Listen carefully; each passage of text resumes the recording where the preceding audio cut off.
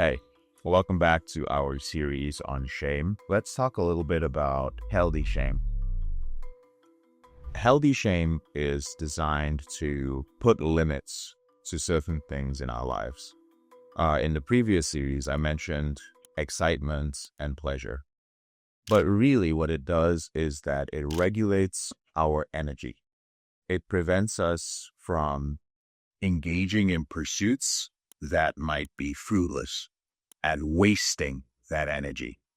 So I'd like you to just think of some endeavors that you got into that eventually you stopped because you experienced some shame. Shame was the realization, the emotion that came up with the realization that this was not the thing for you. Sometimes it may have shown up in a way that seemed negative, but when you look back at it, you realize, oh, it seemed negative because that's the way I framed it. But the way the world and nature gave it to me, it was a sign. I'll give you two examples in my life while you're thinking of yours. One was when I was graduating from high school. We had about 60 to 62 students in my high school graduating class. And we were sitting during graduation and all these seats and all these parents were there. My dad is a doctor and, he's a smart guy. And he had shown up to see me get my graduating certificates.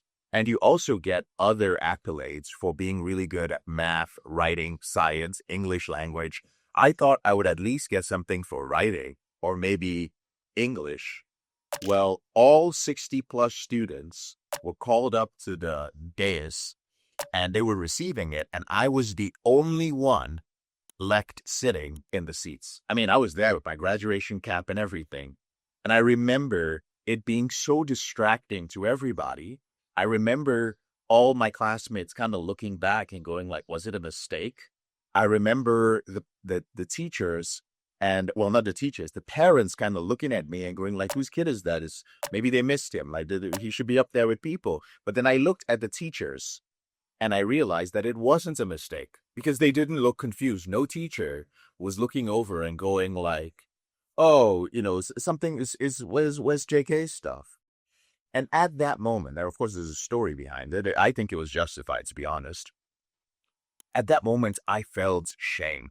I felt a huge blush go through my body. I felt the heat against my cheek. Even now that I relive that, it was so hot. I was burning up with shame, knowing that my father was there. My butt was like puckered up.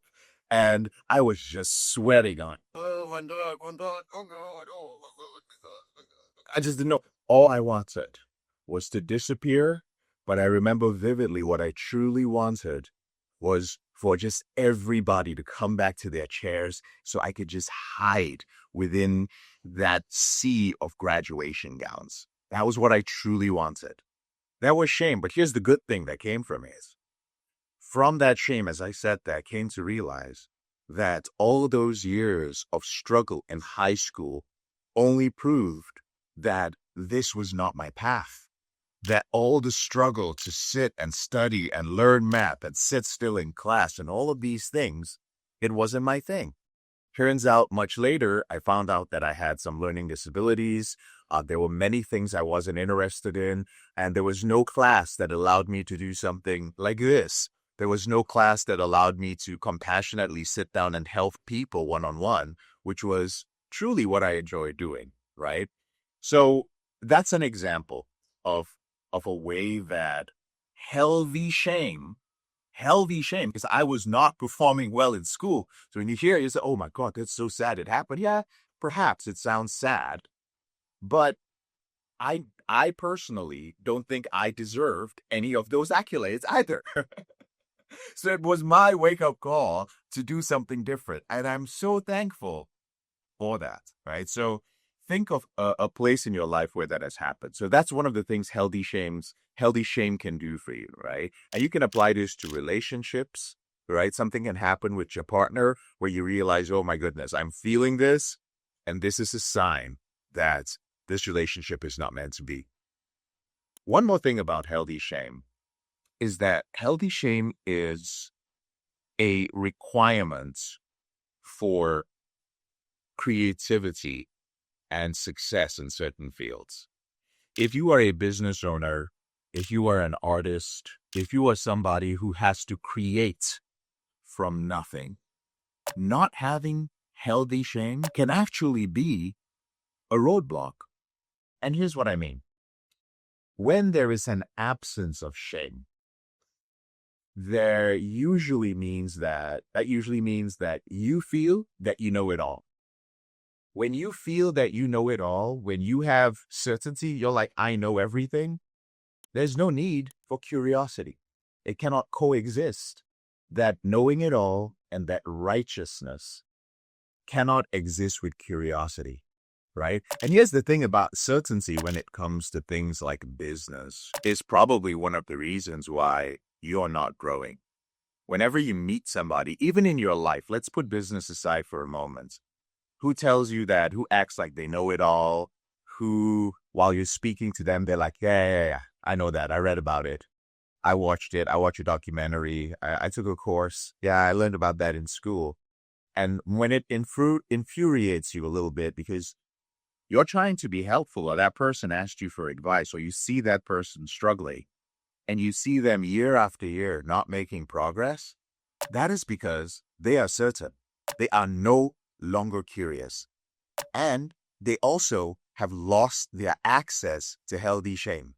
See, healthy shame brings up a feeling of inferiority. Now, again, this might sound very counterintuitive, but the truth often is. And that's because it doesn't allow you to ever feel like you know it all. Because you can sit with somebody. I have sat with people so many times when I thought I was and I knew it all. And as I listened to them, I realized, wow, I'm experiencing some shame because I just explained the concepts to them and they gave me some feedback at a much higher level with so much depth that it humbled me. I felt momentarily inferior to them. That is not a bad thing. I realized that I had a ways to go and I had more to learn. And that's one of the things that healthy shame will do for you. It will propel you forward to seek more. I work a lot with men. And when I work with younger men who are in their 20s, who do experience shame and do experience inferiority, sometimes they are exposed to this message that is, you should not feel inferior. They will work with a therapist or a counselor or a group of people or a coach who tells them that or implies that it's somehow wrong to feel inferior to other people, that we are all the same, that they're human beings like you, that all of us bleed red. Listen, we are not the same, and all humans are not equal. We are the same as human beings on this planet.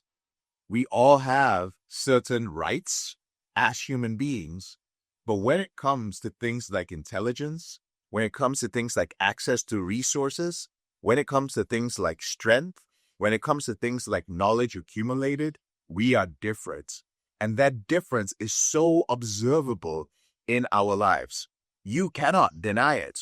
I don't understand why sometimes, well, I do understand why people sometimes try to deny that. What I tell men instead is to harness that inferiority. Be aware. Where does it come from? Listen to that healthy shame. When you fall, you're just like, wow. Oh, man, this guy just schooled me. I did not know that. You know what? I got a long way to go, right? Like, wow, I thought I had it going on for me. I'll give you one more story. This one happened more recently. And I want to, this is not a humble brag or anything. This is the reality of my life. A few short years ago, I was making just over $1 million a year from one of my businesses. And I was living in a home where I was paying rent of $750 a month. It was a 2-bedroom apartment, and I'd lived in it for a few years. I traveled a lot. I did not see a need to change it. I have never been a very materialistic person. I always liked nice views, so I would always travel for nice views. But my home was just a place where I stayed. and I worked and I slept. One day, a friend of mine came in to visit, and I had not taken visitors for many years because I travel all the time, and I purposefully lived in a town where I could be isolated and go in depth into my work, which was one of the reasons that my businesses had done so well. And when he said he wanted to come in, he was like, I'm outside with my family. And he was like, he's like, one of my daughters, I was going to meet him outside and just pass him something. He's like, one of my daughters really needs to use the bathroom. So can she come in and use the bathroom? And I felt so much resistance.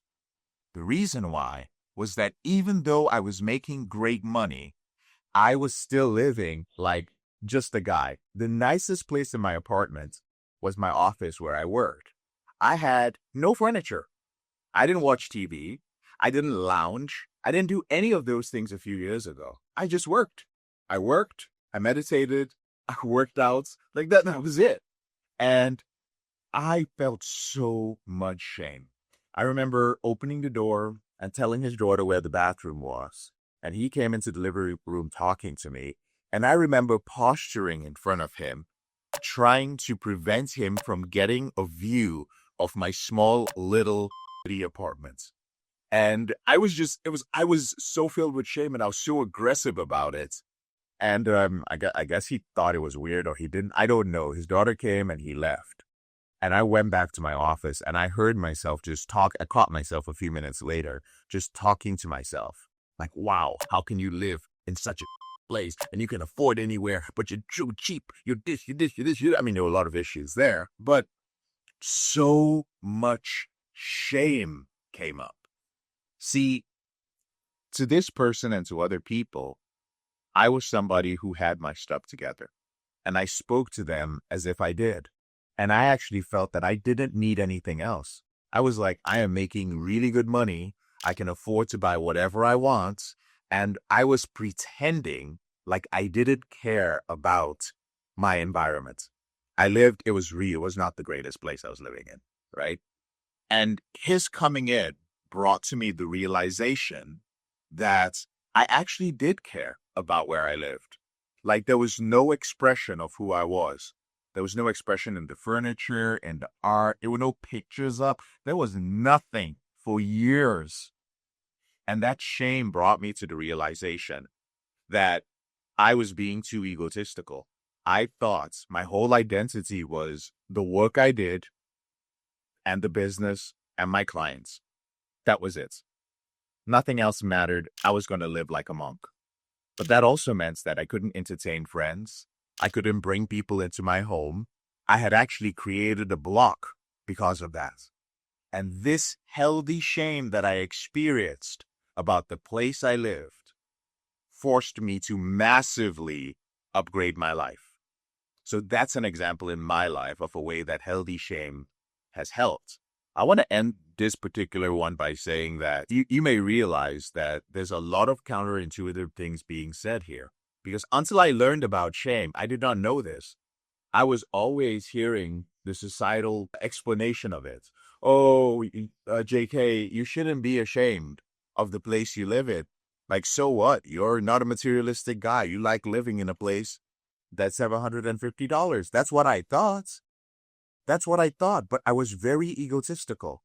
And it was the shame that put the limit that went like, hey, this isn't all it is about. You actually care about other things.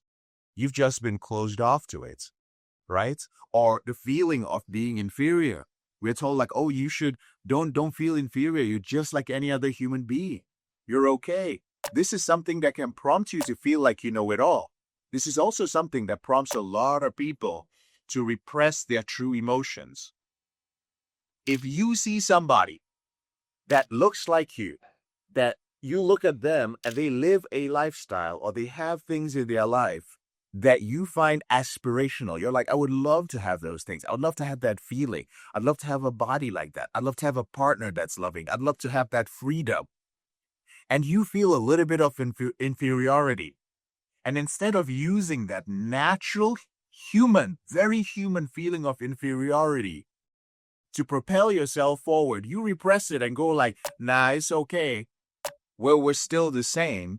something is going to happen. You wonder how you have all these haters online, how people hate and generate so much envy for other people. It comes from that repression and them thinking that, oh, like everybody should be the same.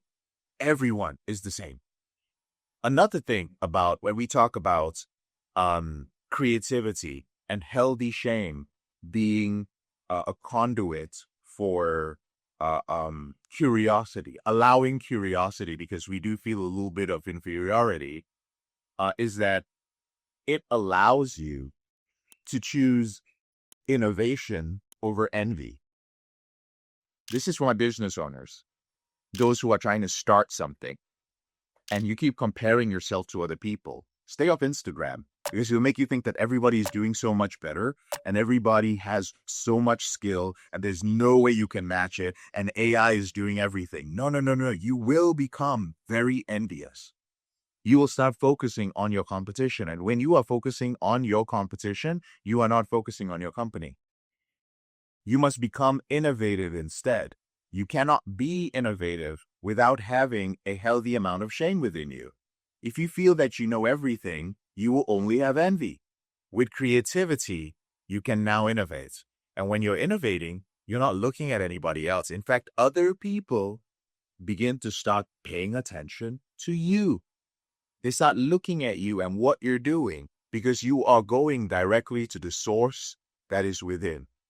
And interestingly, it is that healthy shame that allowed you to access it, which goes all the way full circle back to that it doesn't matter. There is nothing like a completely good person or a completely pure world. You need both of them. You become good. You become the best version of yourself. You access the source within you in spite of the evil, in spite of the negativity. The shame itself that may feel bad to you, you have to be able to differentiate between the healthy and the unhealthy. I hope you found that helpful. I'll see you in the next video on the Shame series.